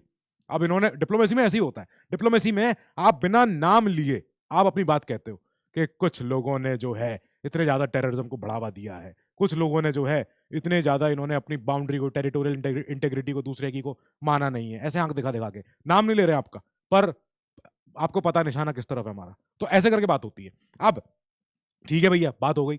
हमारी न्यूक्लियर डॉक्ट्राइन ये आई थी, न्यूक्लियर डॉक्ट्राइन हमारी बहुत इंपॉर्टेंट है, बहुत बड़ी है और बहुत अच्छी है। ये हमारी 2003 की सरकार, वाजपेयी जी की सरकार ने ये बनवाई थी। इसके लिए वाजपेयी जी की सरकार को बहुत ज्यादा सराहना दी जाती है कि सर आपने जो है इतनी अच्छी चीज आप देके गए हो। सरकार ने क्या दिया है कि हम एक बनाना चाहते हैं क्रेडिबल मिनिमम डेटरेंट। तीनों वर्ड इंपॉर्टेंट है, तीनों वर्ड क्या है? Credible, minimum, deterrent. डेटरेंट क्या होता है? डेटरेंट होता है मेरे घर में घुसना मत, नहीं तो मेरे पास 5 कुत्ते बैठे हैं, 5 डॉबरमैन है, 5 जर्मन शेफर्ड है, लो काट लेंगे आपको, मत आना हमारे घर में। तो अब हमने क्या किया? हमने आपको जाके मारा नहीं है, हमने जाके अपने कुत्ते आपके ऊपर छोड़े नहीं है, नहीं, हमने आपको बताया है कि हमारे पास 5 डॉगी हैं, 5 गार्ड डॉग्स हैं हमारे पास। मान के चलो, एग्जांपल ले रहा हूं मैं, कि आपके घर में अगर कोई आ रहा है और वो एक बार दूर से देख ले कि आप क्या तो गार्ड डॉग्स बैठे हैं 5, एकदम खूंखार बैठे हैं वो लोग, तो ये तो फाड़ देंगे, अगर अंदर पैर रखा तो पैर काट लेंगे। तो ऐसे में हमने डिटर किया है, हमने दूसरे को अपने घर में घुसने से रोका है। जिसको कि नहीं आना चाहिए। आओ, इज्जत से आओ, प्यार से आओ, बात करेंगे आपसे बैठ के, हमारे डॉगी को भी हम पीछे कर लेंगे, कोई बात नहीं, ठीक है। पर अगर आप बिना बताए, बिना आप किसी अंदेशे के, आप अगर हमारे घर में घुस रहे हो चोरी के अंदेशे, चोरी के मकसद से, किसी और वजह से, तो आप आ जाओगे तो हमारे फिर आपको झेलना पड़ेगा। क्या होगा सोच लो फिर अपना आगे। मिनिमम, कम से कम, हम ये नहीं कह रहे हैं हम 2000 5000 कुत्ते रखेंगे अपने घर में, नहीं, हम 5 रखेंगे कुत्ते, 5 सफिशिएंट है। चलो ठीक है। क्रेडिबल, क्रेडिबल मीन्स के समझ में आ जाए हाँ कुत्ते ही हैं। ऐसा नहीं हो गया आपने पता चला कुत्ते के नाम पे आपने जो है खरगोश पाल रखे हैं 5, नहीं नहीं, हमें ये दिखाना पड़ेगा कि हमारे पास क्रेडिबल, हमारे पास एक्चुअल में बम है, हमारे पास एक्चुअल न्यूक्लियर बम है, और मिनिमम जितने जरूरी हैं उतने बहुत हैं, बस डेटरेंट न्यूक्लियर बम है हमारे पास। हाथ मत लगा देना, नहीं तो सुबह नहीं देख पाओगे, बस। अब नो फर्स्ट यूज पॉलिसी हमारी, कि हम पहला हाथ नहीं, हम पहला धमाका हम नहीं करेंगे। Nuclear weapons will only be used in the retaliation, जब जब हमारे ऊपर अटैक हुआ, against a nuclear attack on Indian territory, या इंडियन फोर्सेस के ऊपर अगर अटैक होता है न्यूक्लियर का भी, तब ही हम अपना तभी हम मारेंगे। इसी को बोलते हैं नो फर्स्ट स्ट्राइक, कि हम पहला हथियार हम नहीं उठाएंगे, पर जंग खत्म हम करेंगे, बस ये जान लेना। आपने मारा तब हम मारेंगे, अपने आप से आगे बढ़ के हम नहीं मारेंगे आपको। न्यूक्लियर रिटेलिएशन जो है टू हमारा न्यूक्लियर जो भी होगा हमारा, तो वो ये मान के चलो वो मैसिव होगा। फिर उसके बाद उसका ये समझ लो, फिर वो गया, जो देश ने ये अटैक किया, ये वाला किया, फिर उसके रिटेलिएशन में जो हम करेंगे वो अनएक्सेप्टेबल डैमेज इन्फ्लिक्ट करेगा, ये जान लेना। फिर वो जो डैमेज होगा अनएक्सेप्टेबल होगा, वो दुनिया के लिए, दुनिया कहेगी ये राम ये क्या कर दिया इंडिया ने। क्यों? क्योंकि हमने यहीं पे डॉक्ट्राइन में अपना बोल दिया है कि हमारे ऊपर अगर किसी ने न्यूक्लियर अटैक किया तो बदले में हम जो करेंगे वो ऐसा डैमेज होगा जो कि आप सोच नहीं सकते। सोच लो बस। Nuclear retaliatory attacks authorise only by a civilian political leadership. हमारे यहाँ मिलिट्री उठ के अपने आप से नहीं बोल देगी कि लाओ हम हमारे यहाँ 2-4 मिसाइल, नहीं। हमारे यहाँ जो न्यूक्लियर रिटेलिएटरी अटैक, जो भी अटैक हम करेंगे, जो भी बदले में हम करेंगे, वो हमारी सिविलियन पॉलिटिकल लीडरशिप करेगी। मतलब जनता द्वारा चुनी हुई सरकार, जो लीडरशिप है, जो नेतृत्व है, वही कर सकता है अटैक, और वो अटैक की मंजूरी दे सकता है, वही ऑथराइज कर सकता है। अच्छा, through the nuclear command authority, जो हमारी एक्चुअल में हमारी न्यूक्लियर कमांड अथॉरिटी होती है, कमांड कंट्रोल स्ट्रक्चर जो हमारा है, ये न्यूक्लियर कमांड अथॉरिटी क्या समझती है, क्या देखती है, उनको क्या लगता है। न्यूक्लियर कमांड अथॉरिटी के पास सारे डेटा है, सब कुछ है, कि हमारी कौन सी सबमरीन में कौन सा बम है, हमारी कौन सी मिसाइल में कौन सा बम है, हमारे कौन से फाइटर प्लेन में कौन सा बम लगा हुआ, ये सारे जितने न्यूक्लियर हमारे हथियार हैं वो एक एनसीए के अंडर आते हैं। एक एनसीए के पास उसका पूरी अथॉरिटी होती है, वो चाहे तो डिसाइड कर ले। अब हमारे देश की पॉलिटिकल लीडरशिप ही मिलिट्री नहीं करेगी, पहली बात। दूसरी बात कि कोई ऐसा नहीं होगा कि कोई सिविलियन के अलावा कोई और दूसरी मिलिट्री आ जाए और आके जो है कब्जा कर ले और पाकिस्तान की तरह एकदम एकदम कूप डेटा कर दे और हटा दे इस पूरी चुनी हुई सरकार को, और फिर जाके बैठ जाए गद्दी पे जाके और फिर कह दे लाओ अब हम मारेंगे बम। नहीं, ये नहीं होगा। सिविलियन पॉलिटिकल लीडरशिप, यानी जनता द्वारा आशीर्वाद दी हुई, जिस सरकार के पास, जिस पॉलिटिकल लीडरशिप के पास जनता का आशीर्वाद है, वही उसी नेतृत्व को, उसी लीडरशिप को ये पावर है कि आप थ्रू द एनसीए, थ्रू हमारी nuclear command authority, proper structure के साथ, ये नहीं कि चुपचाप रात फोन कर दिया काम करना पाकिस्तान में मार दो 2-4 बम, नहीं, ऐसा नहीं हो। जो अगर आपको न्यूक्लियर हथियार उठाने हैं then it has to go through the NCA, बस। अब non use of nuclear weapons against non nuclear weapon states, कितनी अच्छी बात है ये, कि हम कमजोर पे वो हथियार नहीं उठाएंगे जिससे वो बेचारा दोबारा उठ ही नहीं पाए। हम, अगर आप एक नॉन न्यूक्लियर देश हो मान लो, और आपने हमारे ऊपर अटैक किया है, तो हम ऐसा थोड़ी हम आपके ऊपर न्यूक्लियर अटैक कर देंगे, नहीं यार, ये गलत हो जाएगा। जो न्यूक्लियर देश है, जिसके पास न्यूक्लियर बम है और उसने हमसे कुछ हरकत करी, वो तो खाएगा, वो तो मार खाएगा। अब retaining the option of nuclear retaliation in response to major attacks by biological और केमिकल वॉरफेयर, अगर हमारे देश की टेरिटरी पे, या तो हमारे देश की क्षेत्र पे, टेरिटरी पे जो भी हमारी है, जितनी भी है टेरिटरी, या हमारी फोर्सेस, अब दोनों चीजों में कहीं पे भी अगर अटैक होता है, ऐसे केसेस में अटैक में क्या होगा कि चाहे वो अटैक बायोलॉजिकल हो, चाहे वो अटैक केमिकल हो, डजंट मैटर, फर्क नहीं पड़ता है। अगर ऐसा कोई अटैक होता है और ये अटैक मेजर है, हर चीज इंपॉर्टेंट है यहाँ पे, डॉक्ट्राइन हमारी बहुत सॉलिड है, बहुत अच्छे से लिखी गई थी, बहुत सोच के लिखी गई थी। अब इन्होंने बोला कि इस डॉक्ट्राइन के तहत अगर हमारे देश की टेरिटरी पे या फोर्सेस पे अगर एक मेजर अटैक हुआ, बायोलॉजिकल या केमिकल वॉरफेयर हो गया, तब भी हमारा ये ऑप्शन खुला हुआ है, हमारा ये ऑप्शन खुला है, भूल मत जाना, ये हम नहीं छोड़ेंगे इसको। फिर छोड़ेंगे नहीं, तोड़ेंगे नहीं, सब सोच लो फिर आगे की बात। अब हमने कहा ठीक है सर, ये तो अच्छा लग रहा है। Strict controls on the export of nuclear and missile related materials. आपको पता है 1950s में 1950s में थोरियम थोरियम एक केमिकल होता है, एक एलिमेंट होता है पीरियोडिक टेबल पे, थोरियम मिक्स्ड सैंड। एक केरला से हमारे यहाँ एक बैन लगा हुआ था इंडिया का। इंडिया ने बोला था हम थोरियम वाली इस मिट्टी को, सैंड को, धूल को, रेत को हम एक्सपोर्ट नहीं करेंगे बाहर।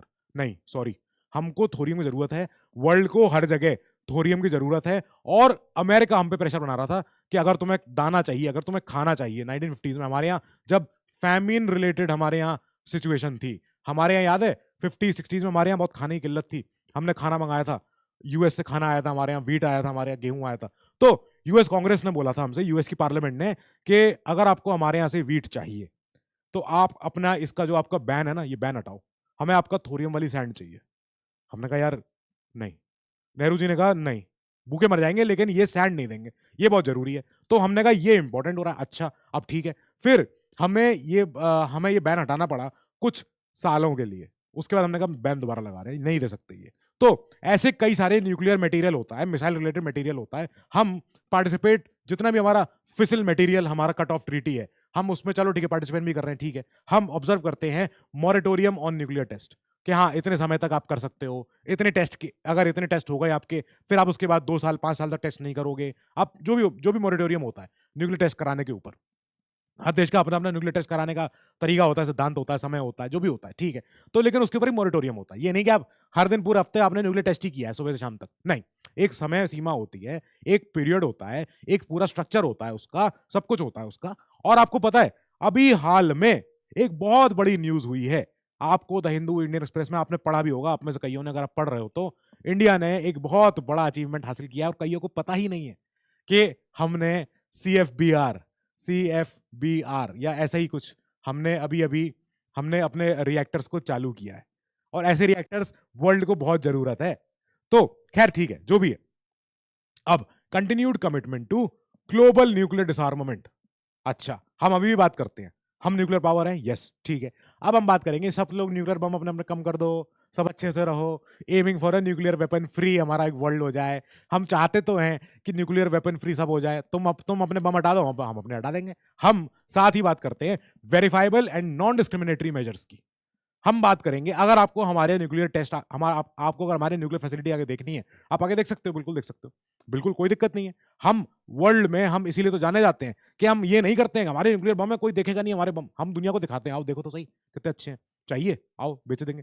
तो हम बात करते हैं कि देखो वेरीफाइबल, हम इंटरनेशनल साइंटिस्ट का समूह, IAEA, international atomic energy association, IAEA के साइंटिस्ट होंगे। ये दुनिया भर में देशों में जाएंगे, सबके अपने अपने न्यूक्लियर, इनके जो प्लांट्स हैं, न्यूक्लियर वेपन्स हैं, लोग देख सकते हैं जा जाके, वेरीफाई होना चाहिए, जरूरी भी है, ताकि पता लगे कि भैया किसी ऐसी तो कुछ नहीं चल रहा हो कि पता चले कल को कोई चेरनोबिल जैसा हादसा हो जाए और लोगों को जानकारी नहीं है कि लो भैया ये लो, पता ही नहीं था इनके पास न्यूक्लियर बम थे, इन्होंने अब संभाल नहीं पाए, खुद ही का देखो सब फैला दिया इन्होंने। अब ऐसा ना हो, हम चाहते हैं कि इंटरनेशनल साइंटिस्ट की निगरानी में ये सारे जितने न्यूक्लियर प्लांट्स हैं, जितने न्यूक्लियर बम हैं, सबके सब वेरीफाई हो सके।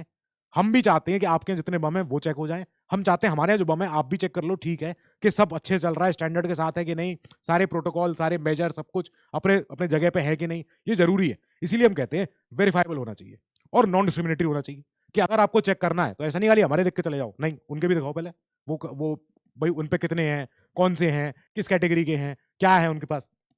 जो हमारा NCA था, है मतलब न्यूक्लियर कमांड अथॉरिटी, इसमें क्या है, तो NCA में एक तो होता है पॉलिटिकल काउंसिल, अच्छा, जिसमें हमारे सारे नेताजी होते हैं, ठीक है। तो NCA की चेयरमैनशिप करते हैं PM, of course, authorising the nuclear weapon use. इनके पास चाबी होती है, अगर उन्होंने फाइनली, अगर उन्होंने गो एड दे दिया, देन इट इज डन। फिर तो न्यूक्लियर अटैक होगा and it will be a nuclear winter. फिर तो न्यूक्लियर एक शीत युद्ध आ जाएगा, फिर कुछ नहीं बचेगा। फिर एक एग्जीक्यूटिव काउंसिल होता है जिसमें कि हमारे NSA होते हैं, जो सारा डेटा देते हैं, सारे इनपुट देते हैं, सारे एग्जीक्यूटिव, सारे डायरेक्टिव्स अपने पहुंचाते हैं अपने पॉलिटिकल काउंसिल को। ये NCA की अथॉरिटी फाइनली गो एड देती है कि इट्स टाइम टू डेसिमेट, खत्म कर दो। तो ये होता है। अच्छा ठीक है भैया, अब इसके बाद कनेक्ट सेंट्रल एशिया पॉलिसी हमारी बड़ी अच्छी पॉलिसी है, जो यूएसएसआर के बचे खुचे जितने देश निकले थे, इन देशों के साथ हमने बोला यार कजाक है, किर्गिज है, ताजिक है, तुर्कमेन है, उज्बेक है, इन सारे देशों के साथ हमको बात करनी है कि कैसे चल रहा है इनके यहाँ, क्या होना है इनके यहाँ, कैसे इनके यहाँ हमारे कोई यूनिवर्सिटी खोलनी है तो खोल देंगे, इनके आने जाने का रास्ता, भाई कजाक से लेके इंडिया तक हमें एक रोड बनानी है, सब कुछ करनी है, चीजें हो सकती हैं बहुत सारी, तो हम करते हैं। हमें इंडिया ने यही लॉन्च किया था 2012 में, हमारी सेंट्रल एशिया पॉलिसी। इसमें हमें चाहिए था कि हम एक्सपैंड करें और स्ट्रेंथन करें जो हमारे एग्जिस्टिंग रिलेशन है with the Central Asian countries, इन सारी कंट्रीज के साथ। अब कैसे करेंगे? Political, security, economic, cultural connections बनाएंगे अपने, सब कुछ पूरे सारी बातें करनी है इनके साथ, क्योंकि ये वो देश हैं इनके साथ हमारा कल्चरल टाई अप भी है। बाबर आया था, बाबर कहां से आया था? बाबर इनमें से किसी देश से आया है, मुझे बताना जरा कौन सा है। अब ओके, इन सारे देशों के साथ मिलके हम बात करते हैं कि हम एक सेंट्रल एशियन पॉलिसी हमारी एक है जो कि काफी कुछ एनकम्पस करती है, strengthening the political relations through high level visits, ठीक है भैया, head of state to head of state, head of government to head of government, आते जाते हैं सब लोग। Enhancing the strategic and security cooperation, कैसे कैसे? Including the joint military training, ठीक है भैया, जॉइंट रिसर्च भी हो सकती है, okay, and counter terrorism coordination. ये देश जो है, ये देश भी बेचारे अपने अपने मार झेल रहे हैं, इनका कोई ना कोई इंसर्जेंट ग्रुप खड़ा हो जाता है कभी कभी, तो हम बोलते हैं हम साथ में, आपके कोई दिक्कत नहीं है, आपको मिलिट्री टू मिलिट्री अगर जॉइंट एक्सरसाइज करवानी है हम करवा देंगे, आपको अगर जॉइंट रिसर्च करवानी है, कोई इंपॉर्टेंट मुद्दा है, कोई इंपॉर्टेंट ऐसा कोई एनवायरमेंटल इशू है तो हम साथ हैं आपके, करवा लो। हम स्टेपिंग अप करते हैं मल्टीलेटरल एंगेजमेंट थ्रू एग्जिस्टिंग फोरा like SCO, Eurasian economic summit हमारी कम्युनिटी, इसके अलावा कस्टम यूनियन। हम इनके तहत ये ऐसे मंच हैं जहां पे कई सारे देश मिलकर बैठ के बात करते हैं। याद है हमने एससीओ से अभी अभी हम पीछे हटे हैं, हमने कहा नहीं कर पाएंगे साइन। आरसीईपी, हम इससे पीछे हट जाते हैं, नहीं कर पाएंगे भाई, ऐसा नहीं हो पाएगा। अगर कोई एकदम ऐसे अगर कोई रॉन्ग बात है तो हमसे थोड़ी मनवा लोगे आप, नहीं नहीं नहीं करने वाले। हम लॉन्ग टर्म पार्टनरशिप चाहते हैं इन एनर्जी एंड नेचुरल रिसोर्सेज। क्यों? क्योंकि जो सेंट्रल एशियन देश हैं इनके पास है काफी सारी शेल गैस, काफी सारा पेट्रोलियम रिजर्व, काफी सारे गैस के रिजर्व, कोयले के रिजर्व, सब कुछ इनके यहाँ है। मेडिकल फील्ड में कोऑपरेशन हमारा, आप देखते हो कि कितने सारे हमारे देश हैं, हमारे बच्चे हैं जो इंडिया में अगर नीट यूजी में अगर एडमिशन नहीं ले पा रहे किसी अच्छे कॉलेजेस में और उन्हें प्राइवेट में लेना पड़ रहा है, इससे बेटर है बाहर चले जाओ, बाहर के इन देशों में जाके जो इनकी मेडिकल यूनिवर्सिटीज है वहां जाके पढ़ाई कर लो, वहां से आओ वापस यहाँ पे एक अपना एंट्री एग्जाम दो, और एंट्री एग्जाम में अगर क्वालिफाई हो गए then MCI can allow you to practise, okay fine. Assisting in the setting up of Central Asian University in Bishkek. Bishkek कहाँ की कैपिटल है? बिश्केक इन्हीं में से किसी की है, answer me now. Establishing a central Asian e network for tele education and telemedicine connectivity. क्यों? क्योंकि इंडिया में तो रिसर्च जो होती है बहुत भयंकर होती है। अब इंडिया की जो मेडिकल फैसिलिटी है, अगर ये देश चाहे कि सर हमें भी जानना है यार आप लोग कितनी ज्यादा कर लेते हो, आपके डॉक्टर्स बहुत ज्यादा पारंगत हैं, हमारे डॉक्टर्स पता है वर्ल्ड में नोन है for what? For doing extensive long hour surgeries. हमारे देश के डॉक्टर्स कई कई घंटे की सर्जरी कर लेते हैं और थकते नहीं है। एंड हमारे डॉक्टर्स के जो हैंड्स होते हैं ना, hands are very very steady, we are known for our steady hands. कि अगर हम ऑपरेशन कर रहे हैं, कुछ भी कर रहे हैं, तो ऐसा नहीं कि हम बार बार बिदक रहे हैं, ये डर रहे हैं या थक रहे हैं या फैटीग हो रहा है, नहीं। तो कई देश ऐसे हैं जो सीखना चाहते हैं टेली अपनी कम्युनिकेशन से, मतलब कैमरा लगा के वीडियो कॉलिंग पे देख लिया ये डॉक्टर कैसे इतनी देर तक खड़े होकर ऑपरेशन कर पा रहे हैं भाई, समझो जरा कैसे, हम क्यों नहीं कर सकते भाई, हम क्यों पीछे रह रहे हैं? तो हम दिखाते हैं अपना कि देखो हमारे डॉक्टर्स की कैपेबिलिटी देखो क्या क्या कर लेते हैं हम, show casing India's construction capabilities. Afghan का पार्लियामेंट, किर्गिस्तान में यूनिवर्सिटी बनवा दी हमने पूरी पूरी। अब इसके बाद लो मैंने आंसर दे दिया बिश्केक का, okay. Reactivating the international north south transport corridor, के एक नॉर्थ साउथ ट्रांसपोर्ट कॉरिडोर बनाना था हमारा, जो मैंने अभी पहले बात करी थी कि वहां से लेके वहां तक लेके एक रोड बननी चाहिए अपनी। आपको पता है हम एक चीज और बना रहे हैं, TAPI। ये क्या चीज है सर? टापी पाइपलाइन। ये है हमारे लिए बहुत जरूरी। हमको चाहिए गैस, हमको चाहिए पेट्रोलियम, हमको चाहिए डीजल, पेट्रोल, केरोसिन, एलपीजी, जो भी। तो Tajikistan, Afghanistan, Pakistan, India, TAPI pipeline में खाली एक शख्स है जो परेशान कर रहा है। मतलब इतने ज्यादा प्रॉब्लम है, हम तीनों देश रेडी हैं, TAI तीनों रेडी हैं, क्योंकि हमने कहा बनेगी, बिल्कुल बनेगी, हम ही बनवाएंगे, कोई दिक्कत नहीं है। पाकिस्तान कहता है बीच में कि जाएगी तो मेरे यहां से ना, मैंने हाँ, तो थोड़ा सा प्रॉब्लम है। क्या? कि हम प्रोटेक्शन नहीं दे पाएंगे, हम प्रोटेक्शन नहीं दे पाएंगे। पाकिस्तान कह रहा है मेरे यहां से जाने वाली जो आप सबके काम आने वाली पाइपलाइन है उसको हम प्रोटेक्ट नहीं कर पाएंगे। क्या पता कल को अगर किसी ने कुछ बम फोड़ दिया तो, पाइपलाइन ही उड़ गई तो हम क्या करें, हम नहीं कुछ कर पाएंगे, हमसे मत कहना बाद में। हमने कहा this is your job, this is your only job, do it, control it, हमें जरूरी है यार, लेके आओ उसको। तो ये मामला भी अटका हुआ है only because of one character. क्या करें अब, expanding Indian bank presence in the region. इस एरिया में अभी डिजिटल बैंकिंग जो है इतनी ज्यादा स्ट्रांग नहीं है सेंट्रल एशिया में, अभी भी लोग वहां लाइन में लगे रहते हैं, जा रहे हैं बैंक, जा रहे हैं, ये कर रहे हैं। तो इंडियन बैंक को चाहिए कि वहां जाके अपनी प्रेजेंस बनाए, अपना सबसे बड़ा हमारा डिप्लोमेटिक हमारा टूल लो, यूज करो इसको, कितना बढ़िया चीज है ये यूपीआई। अब collaborating to improve air connectivity, के एयरपोर्ट्स बने, फ्लाइट सारा आवागमन ज्यादा हो सके, encouraging the exchanges of scholars. याद रखना, it's only when P2P happens. P2P क्या है सर? पीपल टू पीपल, लोग टू लोग। अब लोग जब एक तरफ आना जाना शुरू करेंगे तब जाके हमारे टाइज डीपन होना शुरू होते हैं, तब जाके जो सबसे ज्यादा आप ये मत सोचोगे जा जाके अगर हमारे पीएम वहां जाए, उनके प्राइम मिनिस्टर हमारे यहाँ आ जाए, सब कुछ सही हो गया। नहीं, जब तक हमारे scholars, academics, civil society, youth, हमारे डेलीगेशन, जब तक हमारे प्रोफेशनल्स हमारे वहां ना जाएं, वहां के लोग हमारे यहाँ ना आना शुरू करें, तब तक हम नहीं मान सकते कि हमारे यहाँ जो कल्चरल हमारी जो अंडरस्टैंडिंग है, जो हमारा टाइज है, अब बिल्कुल एकदम सब सही होने लगे। नहीं, people to people matter a lot, ये जरूरी है। अब यही आपको सोनियम की क्लास में आप सब पढ़ते हुए सब कि भैया कैसे कैसे हमारा डायस्पोरा कहाँ कहाँ पे प्रेजेंट है, क्या क्या होता है। अब जो हमारी पॉलिसी है, इट अलाइंस विद इंडिया का एंगेजमेंट इन यूरेशिया। यूरेशिया क्या है?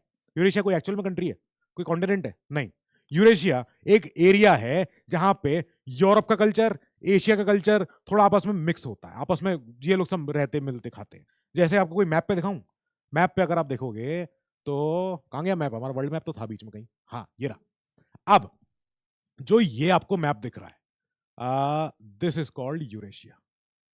लो, ऐसे ऐसे जो यूरोप और एशिया की जो बाउंड्री है, एक्चुअल बाउंड्री, उसके दोनों तरफ अराउंड अराउंड मिक्स एक कल्चर है, मिक्स एक आर्किटेक्चर है, एक सिमिलर तरीके का एक जो है रहन सहन है, खान पान है, थोड़ा बहुत डिफरेंट हो सकता है, आगे पीछे होता रहता है, उतना तो चलता है, पर लेकिन मोटा मोटा हम मान के चलते हैं कि हाँ ये जरूरी है कि यूरेशिया में हमारा अगर हमारे कदम बढ़ाने हमको, हमें अगर चाइना, पाकिस्तान, जितने हमारे Russia, membership in regional forums like SCO, हमें जो हमारी पॉलिसी, हमारी ये जो भाई सेंट्रल रिलेशन जो कनेक्ट हमारी सेंट्रल रिलेशन पॉलिसी है, ये इसी के साथ हमारे रिलेशंस को बढ़वाते हुए आगे लेके जाती है। एक्ट ईस्ट पॉलिसी, जो हमारी पहले एक पॉलिसी थी लुक ईस्ट पॉलिसी, हमने कहा लुक क्यों, एक्ट ईस्ट, सीधे जाओ आगे बढ़ो।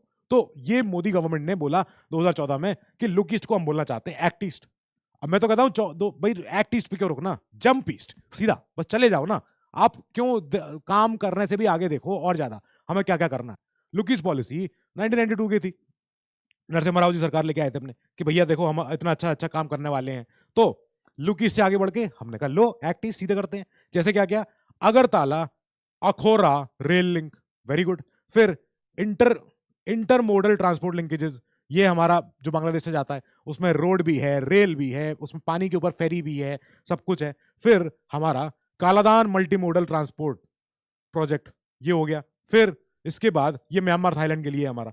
फिर road and bridge projects and modernisation of hydro electric power, जो India Japan act east forum में हमने बात करी है कि आपके यहाँ हाइड्रो इलेक्ट्रिक पावर बनवानी है, हमें कोई नो प्रॉब्लम। तो ऐसे करके हमने एक्ट ईस्ट बना लिया है। अब एक्ट ईस्ट के फीचर क्या है कि हम फोकस करेंगे on the extended neighbourhood in the Asia Pacific region. ये क्या होता है एक्सटेंडेड नेबरहुड? क्या है? क्या इंडिया का नेबर है इंडोनेशिया? नो। तो अब इंडिया से इंडोनेशिया दूर है, इंडिया का नेबर कौन सा हुआ इनमें? Burma, Bhutan, China. अब ये तो हमारे चलो नेबर है, चलो इनको तो मान, तुम तो साथ ही बैठो, तुम तो कहाँ जा रहे हो, इधर आओ। फिर लेकिन जो इनके दूर है, फिलीपींस है, जापान इधर और पीछे है, तो इतने सारे देशों को हमने कहा, वियतनाम, तुम जैसे लाओस, कंबोडिया, इतने सारे जो तुम देश बैठे हो, कहाँ जाओगे यार, आओ साथ में बैठ के बातें करते हैं, आओ मिलते हैं।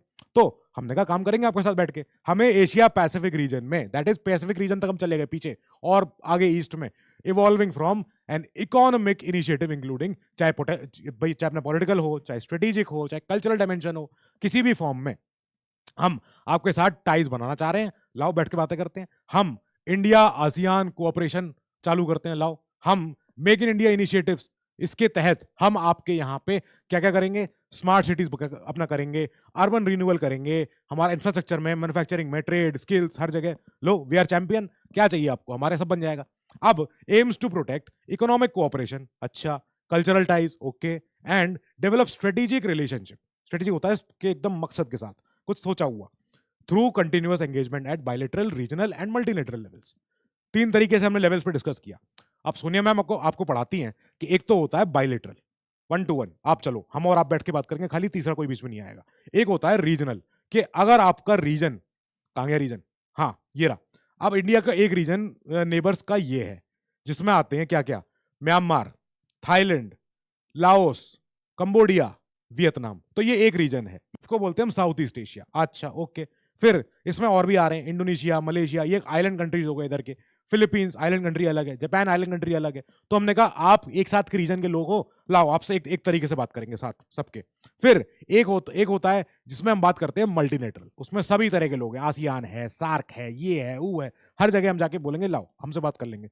हम नॉर्थ ईस्ट जो हमारा है इंडिया का, the 7 sisters, the most beautiful हमारा लैंडस्केप ऑफ अवर इंडिया, तो हम उनको बोलते हैं कि हमारा जो नॉर्थ ईस्ट है, ये हमारा एक कनेक्शन है between North East India and the ASEAN reason.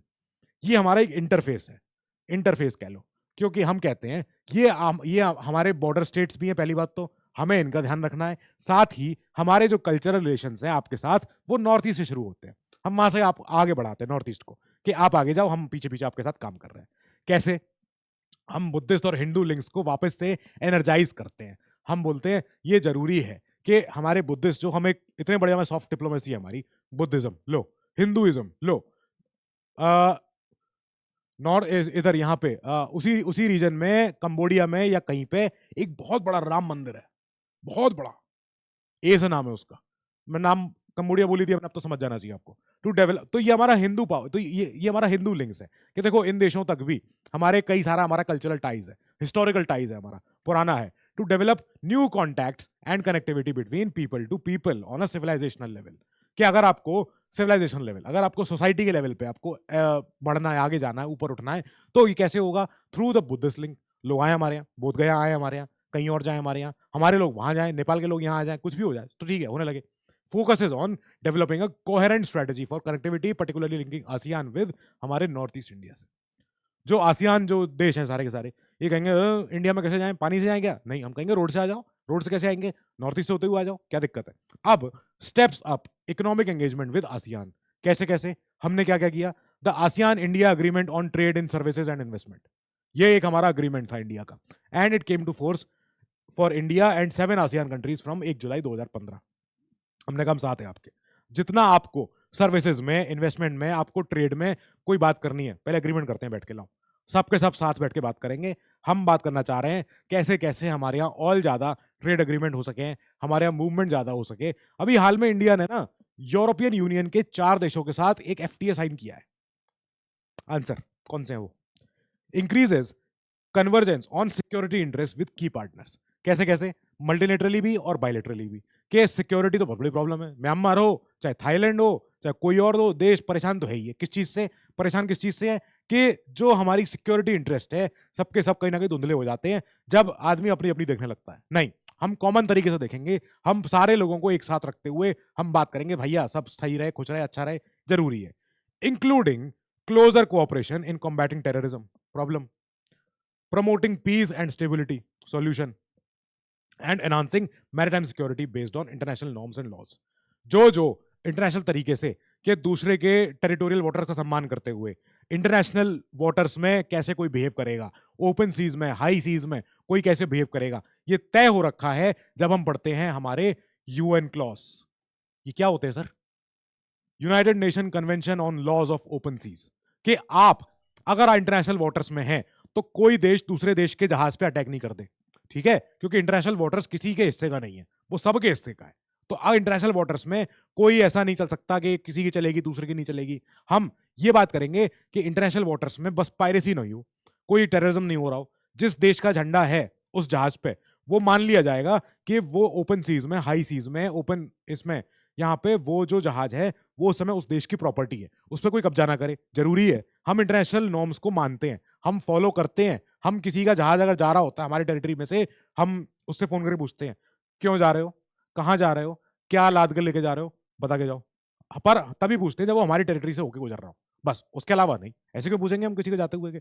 So chapter था ये फॉरेन पॉलिसी पे। अगली क्लास में चलेंगे जब हम पढ़ेंगे एनसीआर आगे WC national commission on the review of working of हमारा constitution. Till then you keep studying, stay safe, good luck.